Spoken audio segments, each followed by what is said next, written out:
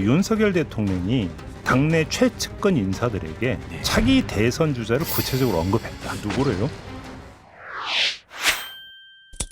정가에 이런 얘기가 돌고 있다고 그래요. 윤석열 대통령이 당내 최측근 인사들에게 차기 대선 주자를 구체적으로 언급했다. 그러겠죠. 윤석열 대통령 입장에서는 뭐 만약에 탄핵을 받을 수밖에 없다면 이게 내란죄잖아요. 형사까지 이어지면 그렇죠. 형사 내란 수기가 될 가능성이 크고 그럼 사형 무기징역밖에 형량이 없어요. 그러면 그걸 본인은 길은 하나죠. 사면 받는 거. 그렇죠. 그럼 사면 받으려면 또 길은 두 개밖에 없어요. 하나 본인을 사면시켜 줄 사람, 본인을 지정한 사람, 본인을 따르는 사람이 대통령이 되든가, 또 하나는 뭐 대통령은 안 되더라도 제1야당의 대표자가 돼서 여야 협상을 하면서 계속 압박을 해서 사면하도록 압박을 하거나 그래서 뭐 경우에 따라 대통령이 안 된다면 여당이 하다가 잘못됐을 때에 야당이 협치하는 모습을 보이면서 조건을 걸어서 빠져나오거나 이 두 가지 길밖에 없어요. 그러니 그쪽으로 승부를 걸 수밖에 없겠죠. 합리적으로 생각한다면. 근데 누구래요? 그건 잘 모르겠어요. 근데 그 생각 자체가 너무나 제왕적이고요. 그 생각 자체가 너무나 비겁하죠. 그리고 그 생각 자체가 국민들을 너무나 아직도 받들지 않고 있는 생각입니다. 국민들을 어떻게 그렇게 함부로 생각하십니까? 저는 그래도 한 나라의 지도자였고 또 본인이 저질렀던 12월 3일, 12월 4일의 일은 사실 어떤 핑계로도 어떤 이유로도 용납할 수 없는 헌정사에 대한 엄청난 도전이었습니다.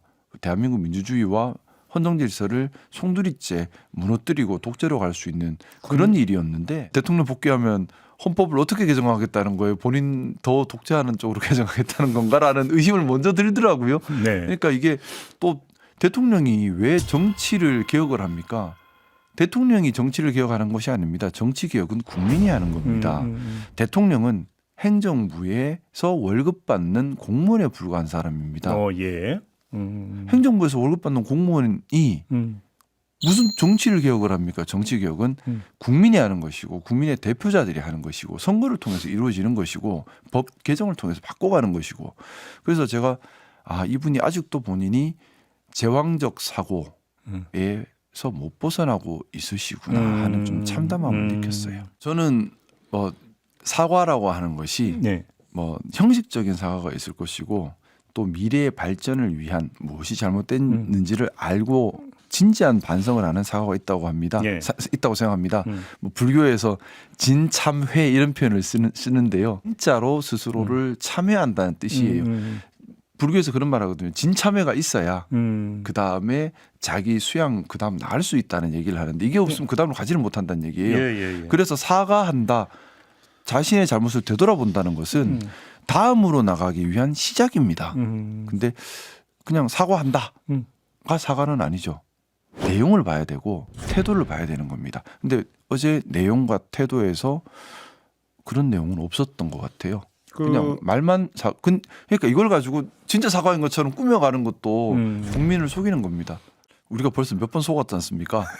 계엄 직후에도 본인의 임기 단축을 등을 포함한 모든 것을 뭐 어디 당에 맡긴다라고 얘기했다가 사실이 아니었고요.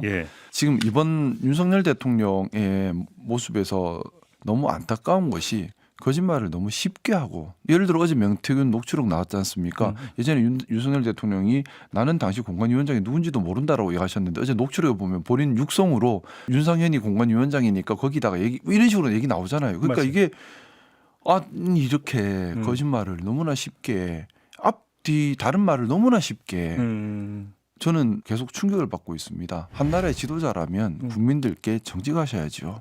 이제 헌법재판소의 최종 판단만 남아 있잖아요. 어떻게 전망하십니까?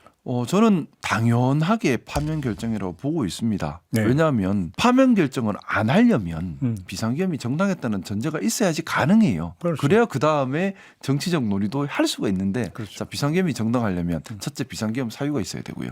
절차적으로 정당해야 되고 내용도 정당해야 되고 한목적적이고 재량범주 아니어야 합니다. 이 허들을 다 넘어야 정당성을 갖출 수 있는데 첫째 사유에서 정당하지 않죠. 전시 또는 준전시라고 하는데 준전시라고 하는 것은 엄격해서 해야 합니다. 정말 전쟁과 같은 상황이에요. 그런데 만약에 결과가 그렇게 나온다고 가정을 하면 국민의힘은 어떻게 대응할 거라고 생각하십니까? 뭐 제가 지도부가 아니라서 생각을 예. 다 할 수는 없지만 예. 원칙적으로 이런 상황이라면 국민의힘도 또 국민들께 그동안 여론을 호도하고 사회 갈등을 조장한 점에 대해서 진심으로 사과하고 우리 국민의힘이 당헌 당규에 따라 보수의 가치에 따라 처음부터 제대로 하겠습니다. 정말 제대로 하겠습니다. 진짜 반성을 하고 제대로 하겠습니다.로 나가야 될 텐데 아마 그렇게 안 나갈 것 같아요. 그보다는 도리어 지금 모여 있는 강성 지지층의 지지세를 정치적으로 활용하고 싶은 욕구가 더 커서 도리어 윤석열 대통령을 순교자처럼 만들고 강성 지지층에게 형식적으로는 헌재 재판 결정에 따라야 된다고 하지만 실질적으로 따를 수 없다라고 하면서 계속해서 사회 갈등을 유발하고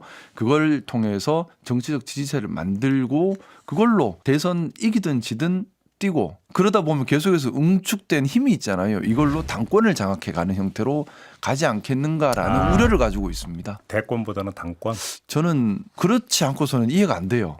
왜냐하면 강성 지지층에만 기대고 중도의 목소리를 외면하고 또 합리의 목소리 옳고 그름을 구별하겠다는 목소리를 외면하면 대선은 이길 수가 없는 거지 않습니까? 상식적으로. 그런데도 강성 지지층에만 계속해서 목을 맨다는 것은 저는 목적이 다른 데 있다고 밖에는 보이지 않습니다. 그게 당권이다.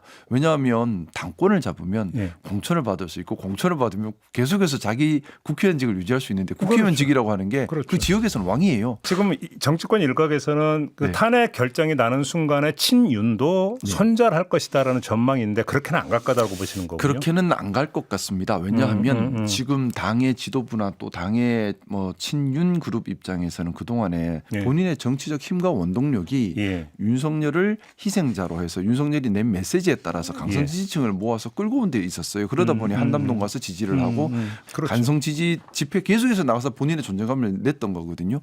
근데 그걸 갑자기 놔버린다. 본인의 정치적 기반이 무너진다고 생각하지 않겠습니까? 애초부터 잘못 기운 단추인 거예요.